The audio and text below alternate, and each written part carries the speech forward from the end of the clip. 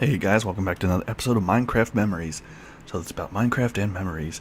Last time I was having trouble figuring out what to do with the sign. I just decided to put one up and then just put a few, three, just nonsense Viking sounding words. I'm pretty sure like half of three, that is 1.5.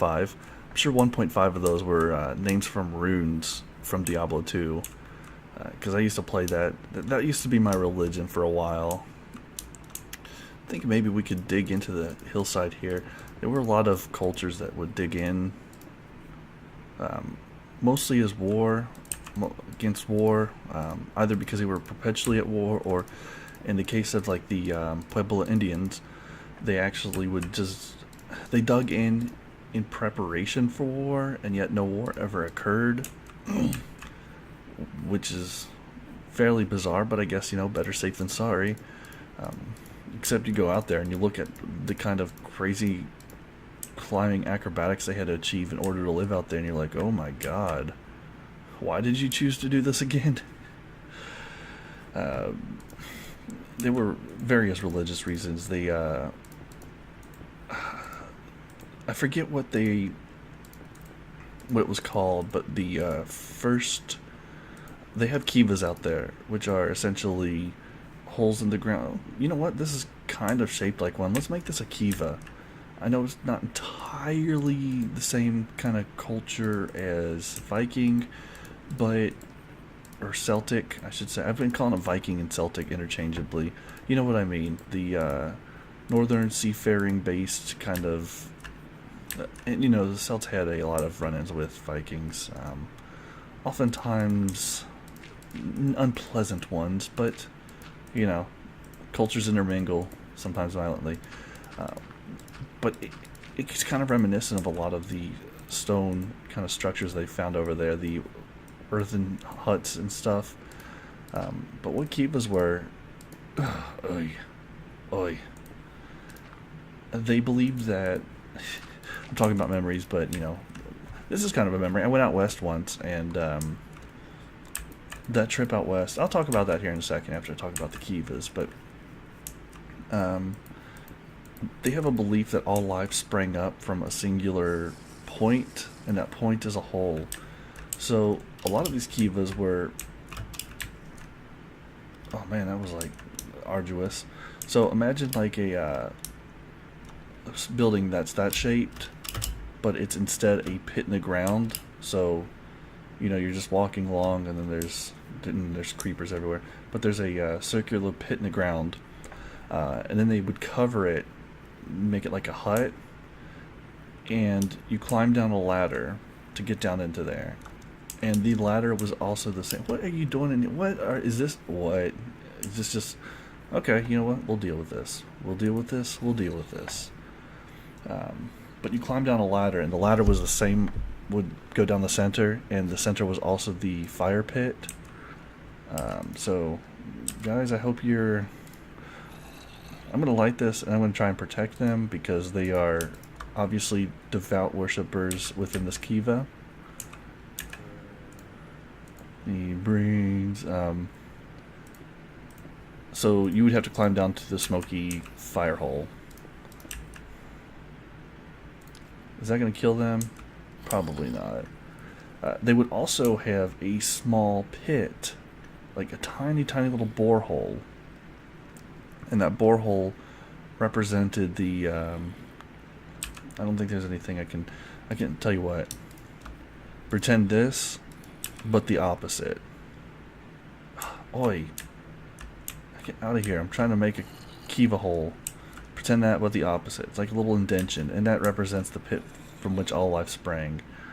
I'm not going to give these guys names, but I am going to keep them in there. So, we went out west once. The reason that I got invited, this was in college, by the way. I was actually, let's see, I graduated in 2013, so this would have been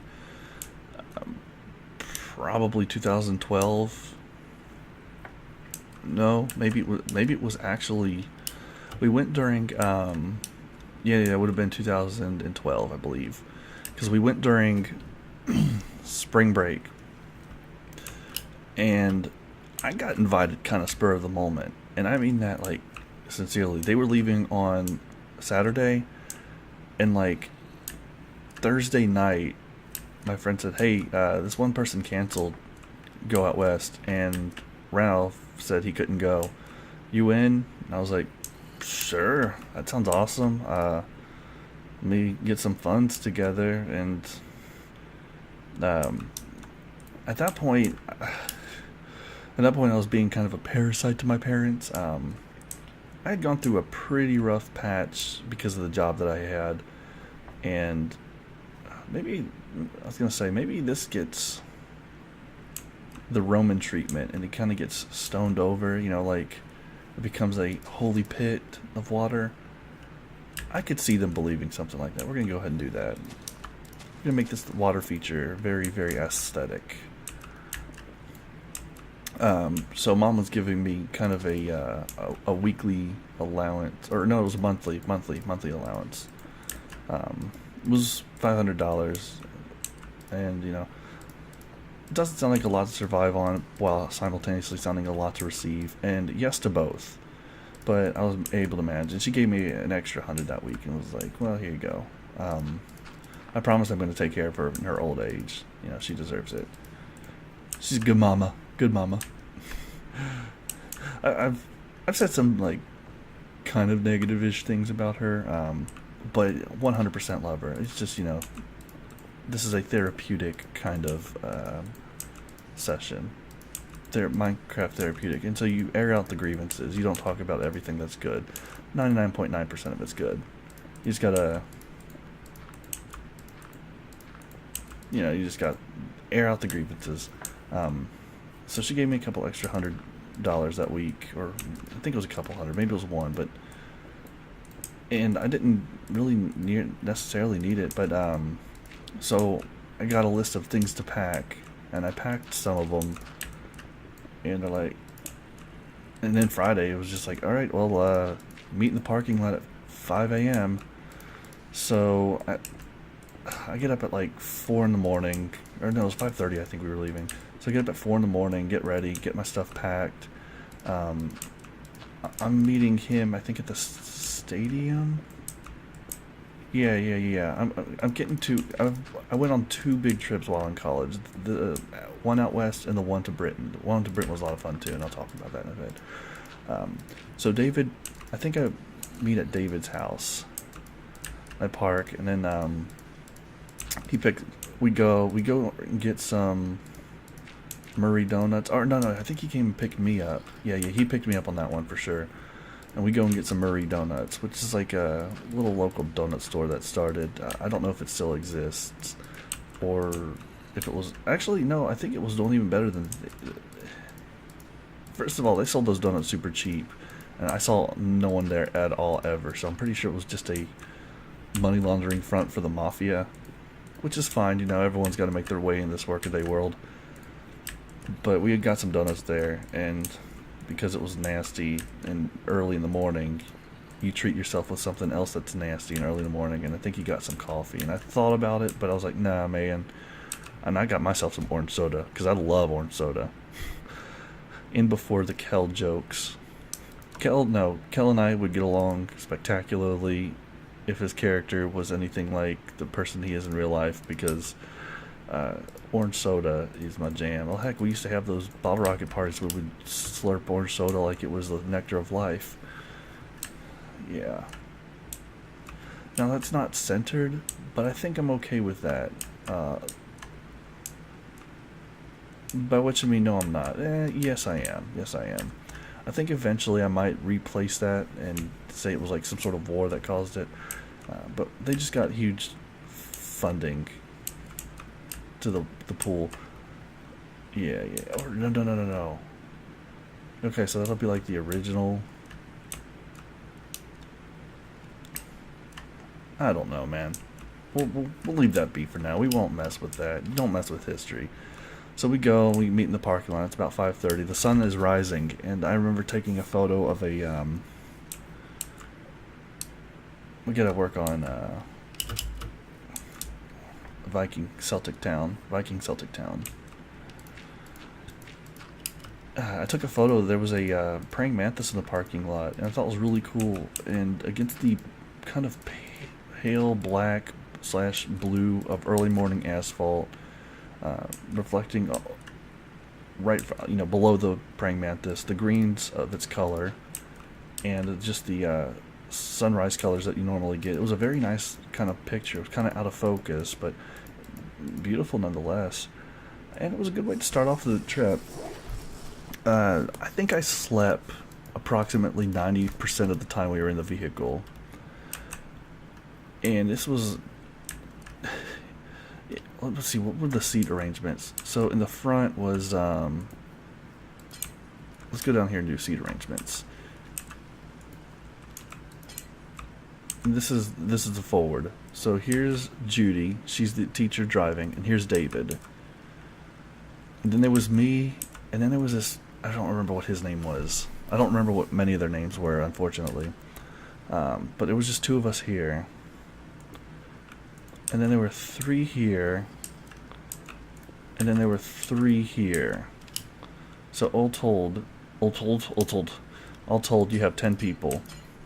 And luckily, I was sitting up here. I was right here, I believe, window seat. I was right behind Judy. Judy said that I annoyed the living bejesus out of her, but I think that she was just kind of playing a character. Right, guys? Right? She's like, you would not shut up. And I was like, yeah, it's a long car trip. What do you want me to do? Just remain silent? I mean, it's not like I'm just monologuing. I'm speaking with you. I'm listening to your response, and it's... But she's like, apparently not okay with human communication. I don't know, man. She was funny, though. Thoroughly enjoyed her company. She said she enjoyed mine. Well, I don't think she actually said that. I assume she enjoyed it, and that's what matters. So we go and we leave. They're doing construction on the bridge leaving Kentucky to Missouri, and that's a bummer. I think it added like 45 more minutes to our trip. I was again asleep for most of this because I'm a babby, and I can't stay awake whenever someone's driving. It's almost impossible for me to do so. I don't know why. I just really, really, truly cannot stay awake. Car rides put me to sleep pretty quickly. Then we cross Missouri. Missouri's a long, big stretch of boredom. And then you get to Kansas. Ooh, you talk about boredom. No, but so the first time we go, this is the first time I've been through Kansas. I've been through it twice now. The first time we went through, I hated that state, man. I guess it was because the only parts I was awake during were like trashy parts, and I guess I just thought the whole state was trashy. You know, those little... When I say trashy, I'm talking like those towns that have a bunch of those like campers with busted up old cars up on wheels or on cinder blocks in the front yard. I felt like there was a lot of that, but there wasn't. I was just kind of only awake during that point, so 10 points from Gryffindor for that one. But then and like the whole time, whenever I am awake, by this time I started warming up to the people, and there was this, let's see, I'm just going to leave this here until the story's over, because it's where people sat. So, sitting right here was pretty much my bud for the trip. I don't remember his name, which is unfortunate. During one of the last days, he and I created the Lonely Uranium Dragons Band. Lonely Uranium? Or maybe it was just Uranium Dragons Band. I don't know. Like, that's why that's the purpose of this series, is to know, to remember. It wasn't really a band so much as it was a, that's not where that was. It was up here. He started playing guitar, and I started hitting sticks or logs together to make a percussive sound, and everyone thought it was just the bee's knees. I'm like, I'm just adding a little bit of beat to him. They thought it was cool that we were like able to just make this up as we went along. We were, I mean, basic music theory, fellas. We got this. But by this time, Buddy here, I'm just gonna call him Buddy here. Buddy here was, he was really, we were starting to warm up with each other. He was wearing a giant cheeseburger shirt. Like, it was a shirt with a bunch of cheeseburgers printed on it. And I think I was like, hey, can I take your picture? That's pretty funny. And he did, and we just started talking, and we were, like, cool with each other. And then we, at some point, and I warmed up. I got along with pretty much everyone on that trip. I can't think of anybody that truly despised me. There were some that were obviously fairly neutral to me. There's like, oh, he's one of those kinds of people. But I guess because they were so used to Buddy here, they were like, oh, well, he's just another one of those kinds. Okay. We're going through Kansas, and I'm learning a bunch of stats about the state. I'm learning that it's the sunflower state, and I'm learning that the highest point, Mount Sunflower, is actually just the state slopes gradually upward, and Mount Sunflower is just the point in the state where it's the highest upslope. Because we got a picture of it. I'm like, man, Kansas is such a bullshit, pardon my French, a bullcrap state that it doesn't even do mountains right. And, and meanwhile, Judy is defending Kansas like it's her state. She's like, no, it's beautiful, guys, it's beautiful. And I'm like, well, where are all the sunflowers? The daisies on the side of the road, those were the sunflowers. No, Judy, no, those are not sunflowers. These are sunflowers. Sunflowers, in my mind, are the big behemoths that stand about 6 feet tall, growing up, facing the sun as it moves. That's a sunflower. This is a Kansas sunflower. Know the difference. It could save your life. So we get to the Kansas-Colorado border and we take a photo. And like this whole time, I'm just talking about how cool geocaching is. I'm like, guys, it's so cool. It's so cool. I want to get a couple of geocaches in these states. Because my friend and I, and this is true to this day, still racing to be the first to get one geocache in all 50 states. Stipulation to that is if another state becomes a state before we finish, we have to get some from that state also. So if Puerto Rico becomes our 51st state, we have to add that to our mission. So far, I have, I think, 21 states, and he has 17, but he also doesn't geocache or give a crap about that anymore. So I think that I'm a favor for winning. I'm a favored one for winning. Let's make this the Field of Flower Walk. I'm going to break this even though I said I was going to leave it up the whole episode because it's not really pertinent to the story. But so we get there, we take a photo. The Colorado sign has all of these people like had just wrote their name on it. And I thought that was kind of cool. You get the stories of people passing through. One guy was driving from Washington, the state, to Maine on a bike, and or Maine to Washington, and he'd already gone like 2,000 miles or something. I was like, man, one day I would love to have the kind of money or the job where I could just do that. Like maybe I get some sort of telecommunicative job that's not necessarily reliant fully on. I mean, of course, you could just do the cheap route, but I want to go full in. Maybe one of the books that I'm writing will become super popular, and I'll become famous, and I can walk the Appalachian Trail and bike across the nation. But I thought that was cool. We got photos there.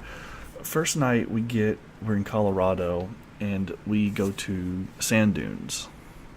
Sand dunes is the only spot in the world, I believe, that you can see tall mountains and giant sand dunes at the same time.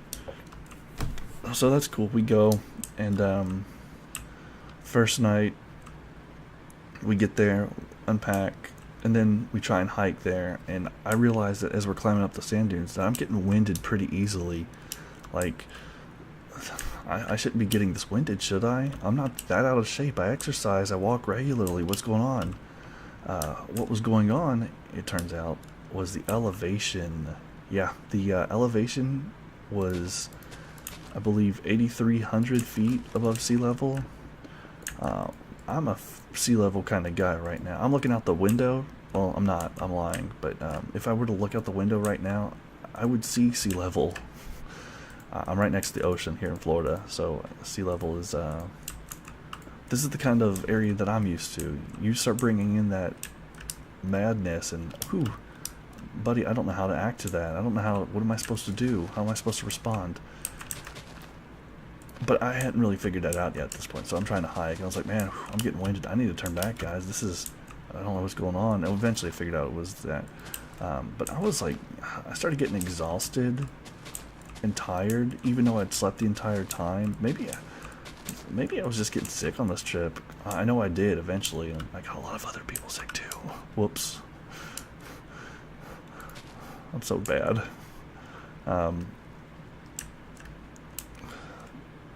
Let's, you know what?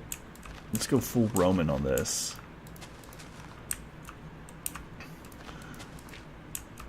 But I got my sleeping bag and I curled up and I just kind of passed out, went to sleep. I heard them playing the guitar that night, but I was like, whatever. And then I heard, like, it started sprinkling raining and I just curled up even more, whatever. And I was freezing my buns off, guys, because one of the things you're supposed to bring was a pad, an insulation pad. And I thought, no, my sleeping bag's rated to be warm enough that I should be fine. The truth is, no, it wasn't. You think that desert, oh, you're not going to need to be kept warm in the desert. Yes, you do. Deserts are hot during the day, but sometimes get miserably cold at night. And because it's sand and not dirt, sand has a lot lower of a thermal insulation. It's more thermally conductive is the word that I should use. Heat is just sucked from your body. It goes down into the cold, unforgiving earth. So I woke up the next day feeling like absolute garbage. I was hungry because I skipped dinner the night before, and I was cold and tired, and my throat was starting to feel kind of tickly. And oh man, the food they brought, guys, it was garbage hiker food. Yeah, I know. What do you mean garbage hiker? I mean, it was garbage hiker food. Garbage hiker food are those nasty bars that they swear are good for you, and you eat one and it says, yeah, it's chocolate flavored, and you try it and it's tar. It just tastes like tar. And you're like, this is not chocolate, guys. Guys, this is not chocolate. I did manage to scrounge up enough calories to survive. To survive that morning. I don't remember what I ate. I know I got some fruit in there. I think I tried to stomach one of those bars, couldn't, because I was like, I'm just going to barf this up. This is just nasty. Whoever invented this needs a swift slap to the face. This is just a heinous act. Probably a war crime, actually. You know what? We're going to get the UN up in here. They're going to start investigating the manufacturers of these bars. Because you cannot label something chocolate and have it taste that ghastly. It's just impossible. So we go... Oh, and throughout this whole thing, everyone's got a different job, and my job was like money management, and I did fairly well. I had everybody have a plastic bag with their name on it, and a certain amount of money. It was like, I think, $10 for each time we stopped, and I think $5 if it was a snack. And I said, alright, you have to get the receipts, and you have to get the money, and you have to bring them both back inside the plastic bag. And, you know, they did fairly reliably.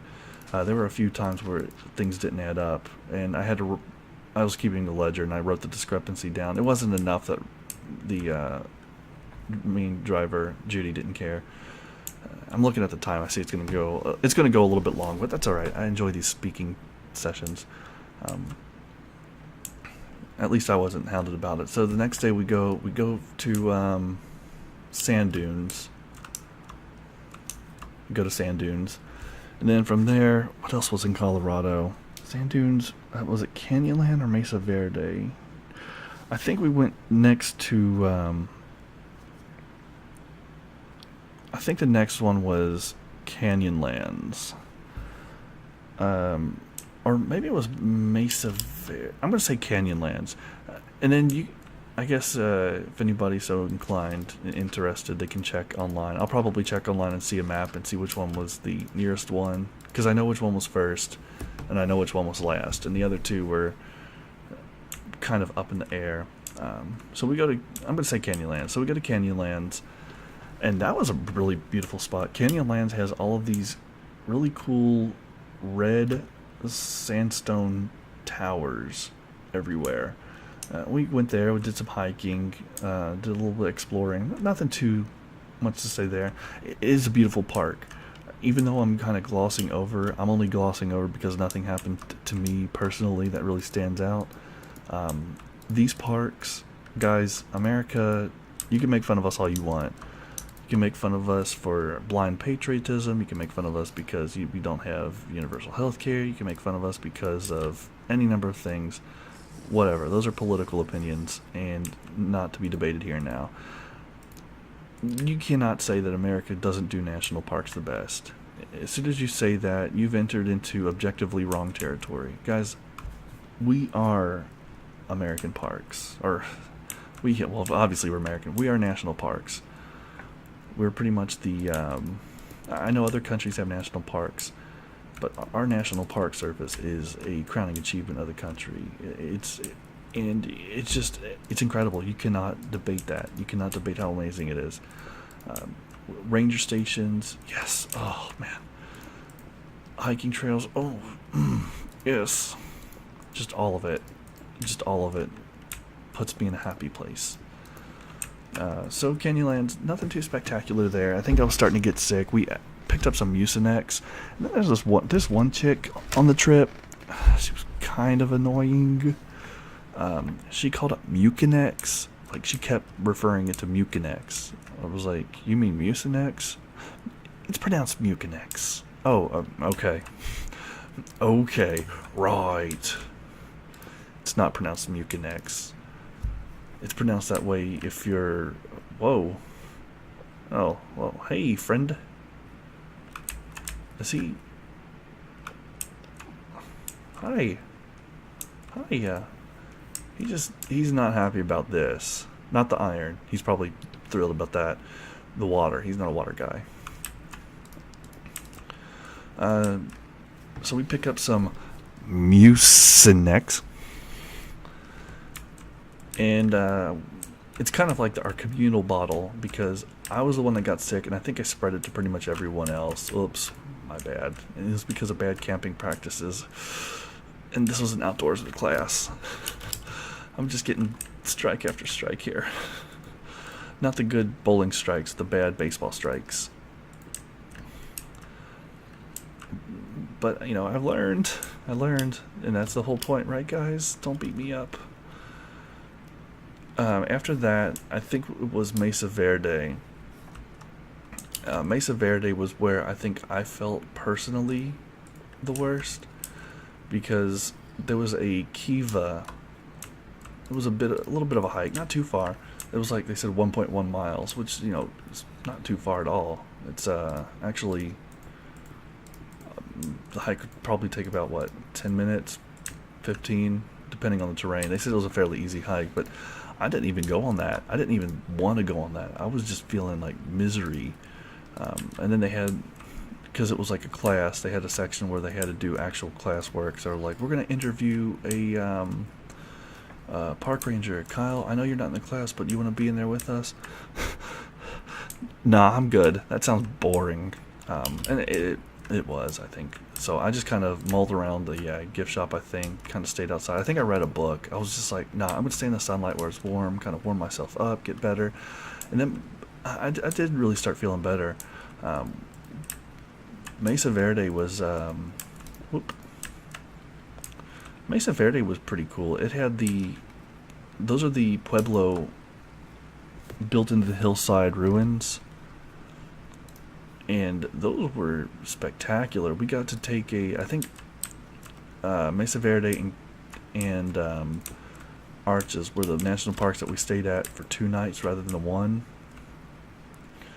We took what was it, like sunset tour where people dressed in historical garbs gave history of the area, and ours was a lady who helped get Mesa Verde declared a national park. I don't remember her name.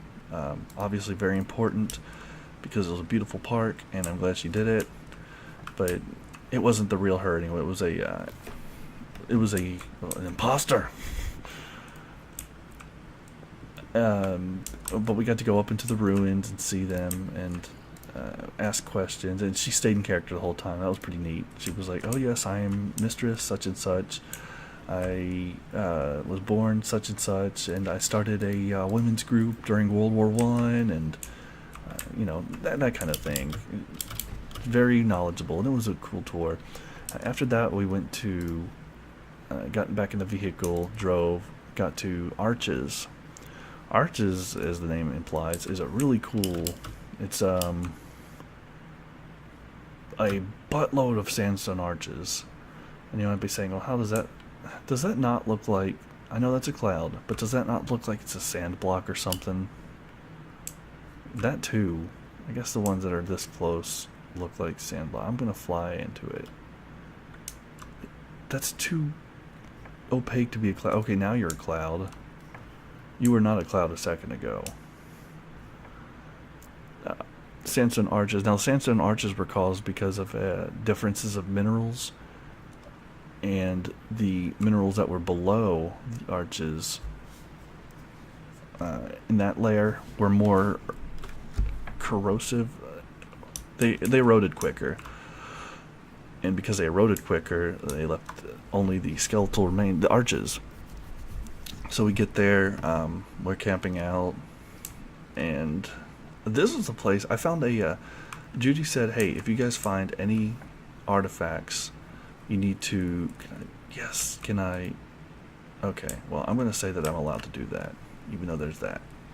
She said, if you find any artifacts, you need to turn them in because they're historically relevant. We're like, oh, okay. Now, our campsite had like a rock lip around it, kind of like this overhang. So we had the campsite, which wasn't in water, it was just like dirt, and it had an overhang of rock, and it was like the only shaded area. So you're thinking, oh, the desert, you want to be in the shaded area. Nope. Truth is you don't, and the reason is because of mosquitoes.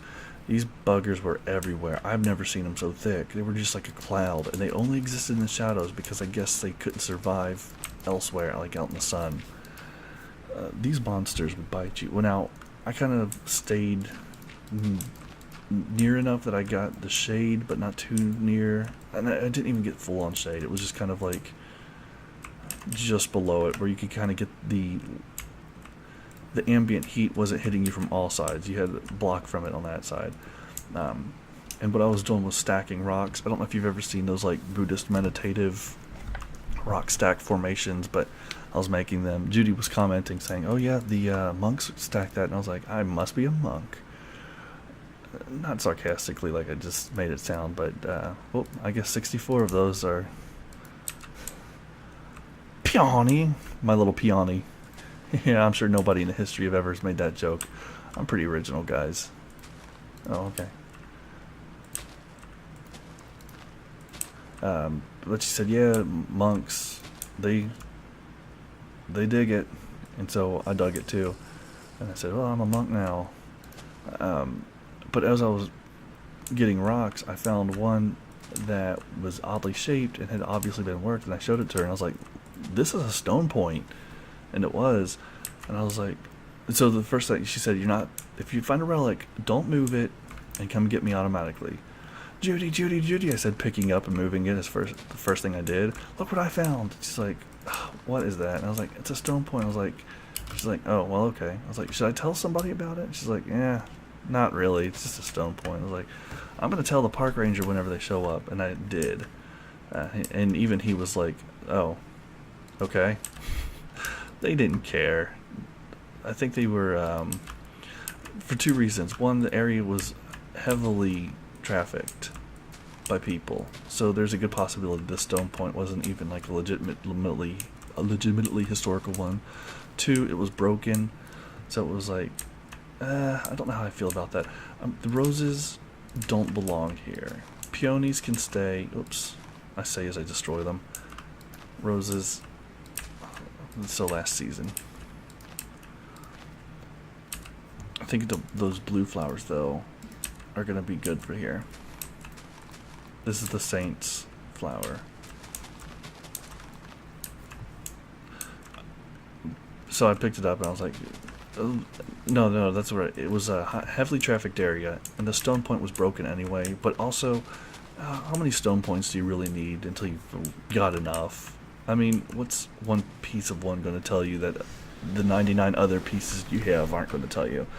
And I know there are different things that you can analyze. You can analyze the way that it was shaped, the shape of it itself, the location. You could probably, I don't know, find its location and say, oh, they must have hunted here. I mean, that's all well and good, but come on. So anyway, I took that home. I also, we went hiking, and this was the last day. I feel bad. My friend David was the one that invited me, and I wound up getting him sick, so he wasn't able to take the fiery furnace tour, which it's like a 3-hour hike, and it was beautiful. But he was like, "Nah, I'm feeling dead." His voice was. He had that sick voice sound. So I was like, "Well, all right." I've promised him. I said, "Man, one day you and I are gonna go back out west, and I will."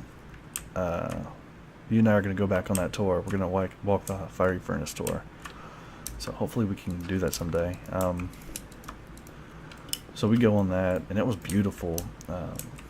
And I climbed through an arch. They have like, oh yeah, an arch. Arches are any, they have to be, I think, 2 feet wide to be considered an arch.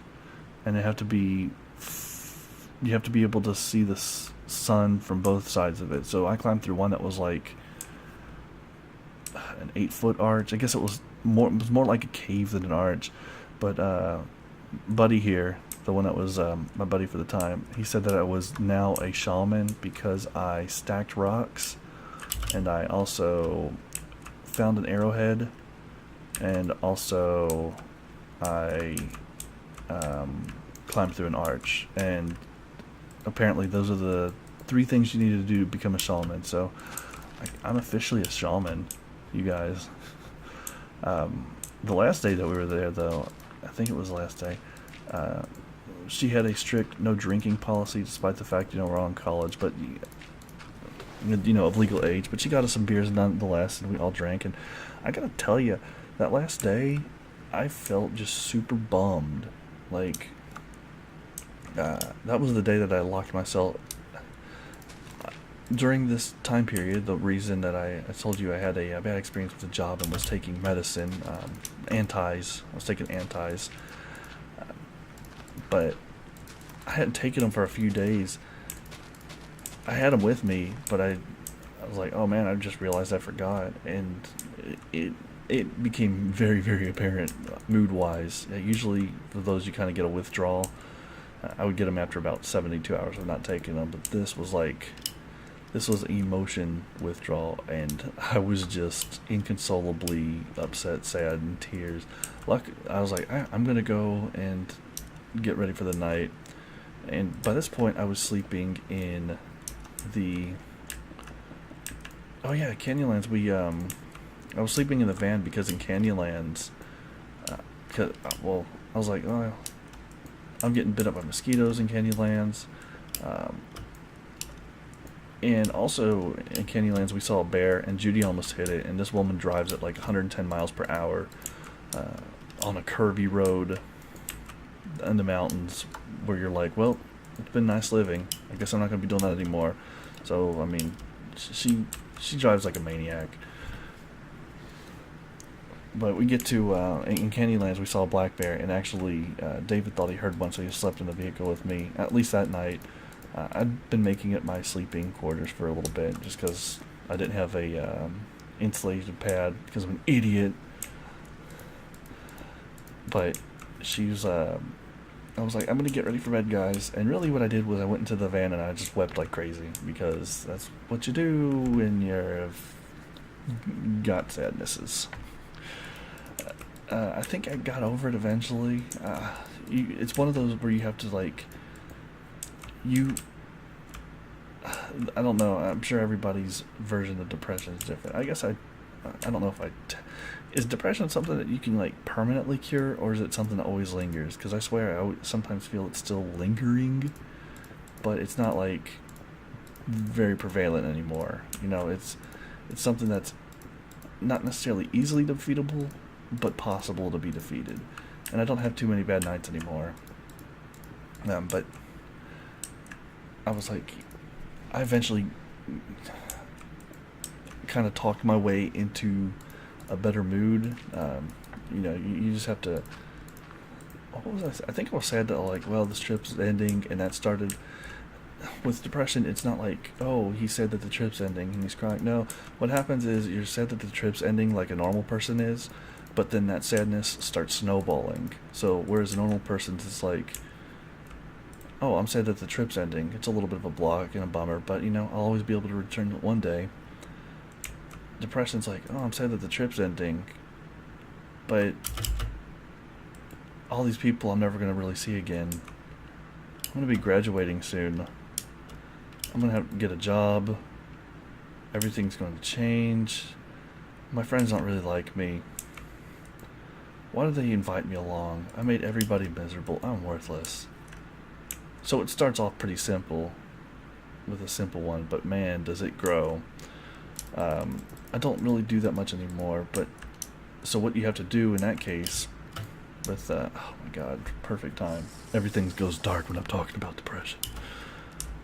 So what I would usually have to do is you're like, okay, I'm not worthless, and then you have to like slowly, what have I done in my life? Okay, I've written a book, I'm graduating college, but my grades aren't that great, but I'm graduating. Who can say that they've done that? My friends invited me along because he enjoyed my time here. I might not see these people ever again, but you know what? That's okay.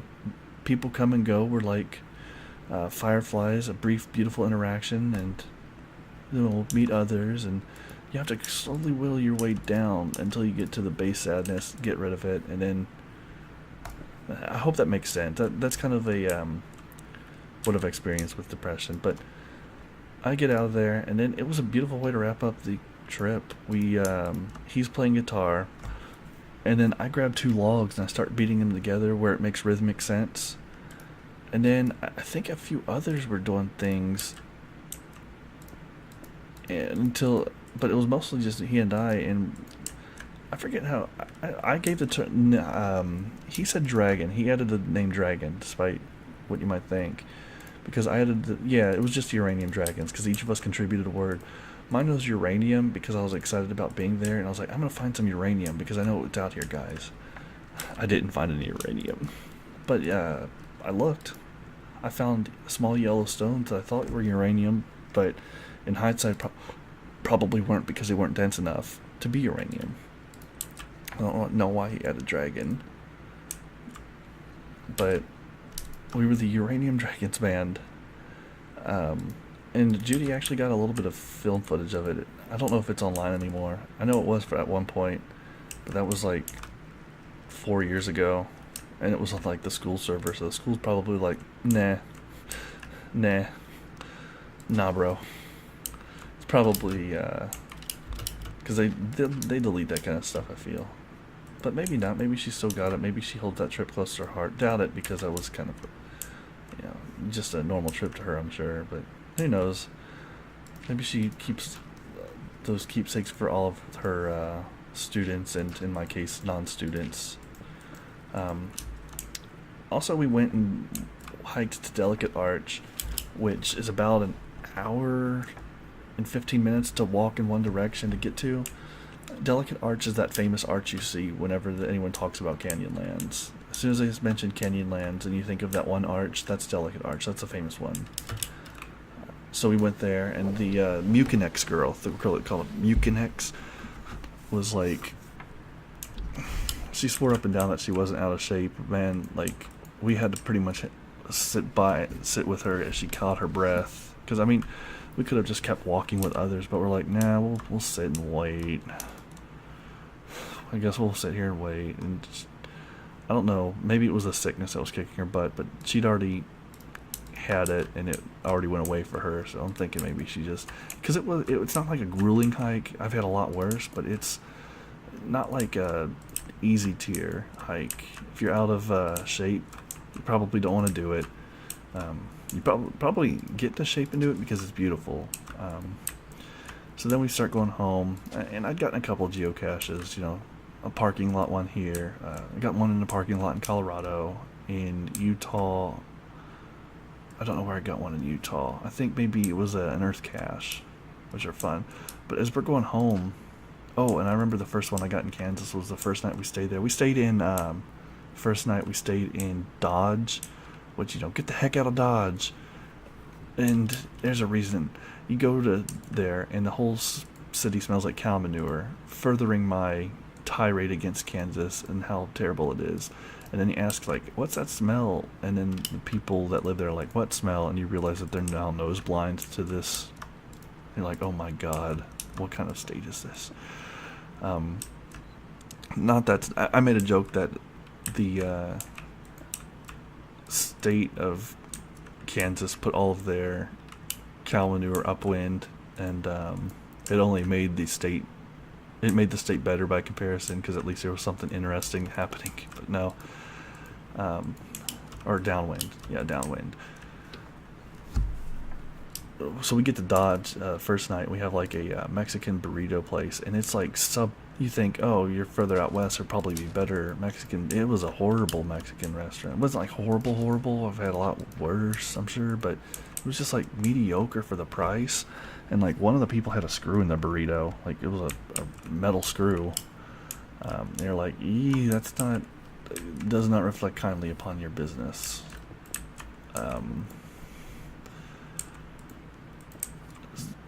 So it was like, oh, this is Kansas, huh? And then our hotel room had these really sharp burrs on the floor. Like you're walking around barefoot, and I got 3 in my foot, and the other 2 guys, David and one other, they got 4. So, all told, we had 11 burrs between us.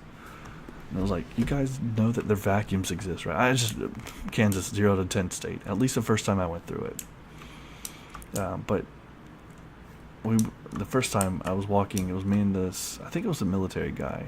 I think was rooming with us, and he was like, yeah, I'll go with you to get a geocache. So I got one. Wasn't too far. But then, it was kind of like a sketchy sort of city, and you know, we'd swim in the pool, and we heard stories about how the gangs were spotted nearby, and we're like, we wanted to get out of there. I will interlude this story really quick by saying that my opinion of Kansas has changed. I stayed awake the second time I went out west, which I'll probably talk a little bit about next time, some other time, but the state is beautiful open territory, prairie, winds, storms. Oh man, he completely did a 180 on the state after the second trip. But as we're driving through, military guy, he's a military guy's the one sitting beside me, by the way. I've been talking about geocaches the whole time, and we're going through this area called Mingo. Now, any of you that have geocached know that Mingo, you're like, where have I heard that name before? Oh yeah, obvious. It's the oldest active geocache in the world. Placed there, I think it was the 43rd geocache ever placed, and it's still active. And it's at a little rest area. Now, when you think rest area, you probably think gas station, restaurant, bathrooms. This was, so you're going down the highway, and then you pull off on a side road where it would make sense at a gas station, and it's like a flat piece of tarmac, and like gas pumps that probably haven't worked in years. There's like an old abandoned building, and maybe it's not abandoned, but it might as well have been. It was late, and Judy was like, "All right, Kyle, go ahead and get it. Don't be too long." So me and military guy go, and I'm honest. I start looking, and then the pressure starts building. I'm like, "Where is it? Where is it? I can't find it. Where is it? Oh my God!" I'm just gonna go. I'll go. Sometime in the future, I'm gonna come back and find this. But military guy talks me into it. He's like, no. We're gonna find this one. And I'm glad he did, because like 2 minutes later, I've got my GPS with me, but like I just kept psyching myself out as to where it was. But like 2 minutes later, I get in the right direction, home in, and I've read like pretty much all the descriptions about this. I know where it is exactly. And sure enough, I find the location. I get military guy to take a picture of me with it. I look like a huge dork that like completely disheveled because, we were in the car all day. And I get it, and I'm like, oh my God, I'm so happy. I get in the vehicle, I'm just like beaming with happiness. And this was super nice of them to let me do, by the way, because we were all really tired at this point, and to let me, not only I wasn't a student, I was pretty much a Klingon. I just kind of roped myself into the group. But to let someone like me in, and to show me the kindness to make a small little pit stop for me, oh, that's wonderful. Thank you guys. Because we were tired, and we had a ways to go for the night. We stopped at like a little diner, and Buddy here and I were just completely slap happy. I've got pictures of him. I need to figure out what. I think I've probably written about it somewhere, or David might remember his name, or maybe I've got a list. I don't know. I know that he was a funny guy, and I'm glad I got to meet him. It's sad that I didn't get to continually stay in touch with him, but that's kind of how friendships go in college. It's some of them last, but some of them seem like they're going to last, and they don't. They're not. There's no reason for them to unlast. It's just, oh well, the conditions that brought us together in the first place are ending, and you're usually busy, or you've got a lot of other friends, so you kind of you lose touch. Maybe you talk to each other occasionally on the phone for a little bit, but it doesn't seem like no one's heart's really into it, and those phone calls get fewer and farther between, and then before you know it, you're like, well, you're talking about them in the past tense. You're saying, oh yeah, I remember him or her. Yeah, whatever happened to him or her? You realize you haven't seen them in years, and you're like, oh well, those were fun times. I wonder why we fell out of touch. And then you realize, oh yeah, all the reasons I listed. But that's just how life is sometimes, man. It's sad, but you can't talk to everybody. You know what I'm saying? Not because if you did, you'd have no time for anybody else, or yourself. So it makes sense. I got it because I was really bad. I used to be really bad about checking my texts, and I'd gotten a text from him, and I feel bad that I didn't even answer it afterwards. But he'd invited me to a Star Wars party in December, or maybe it was fall break. We went on the trip. I don't know. Maybe I don't know what break it was. It was one of them. I'm gonna say fall break. Maybe no. It had to have been spring because our fall break was a day long. I'm gonna say spring break. He had invited me though to something. I think it was a Star Wars party, and I didn't see it until 3 days later. And I was like, oh man, I feel like trash now.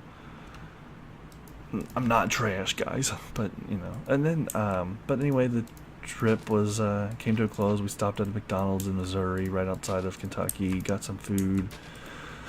We're so happy to be home.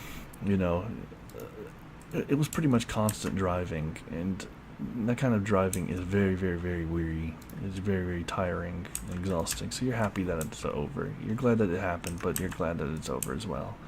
And a lot of new memories were had. It was a lot of fun, and given the chance, I would most certainly do it or something like it again. I want to go and have new experiences. Maybe visit the same parks. They're wonderful parks. Oops. But there are other experiences to be had. I want to go and see them. Maybe I'll go and do other trails that I weren't able to do before. Who knows? Anyway, guys, this one's getting kind of long. I'm going to wrap it up here, and as you can see, I kind of meandered on the tasks, but you kind of see where I'm going with this. These mountains are going to have little monasteries up on top of each one. But thank you guys so much for watching. This one kind of went long again, as they tend to do, but it always feels good to talk to you guys. So until next time, thank you for watching. Take care. Have a good day. Bye.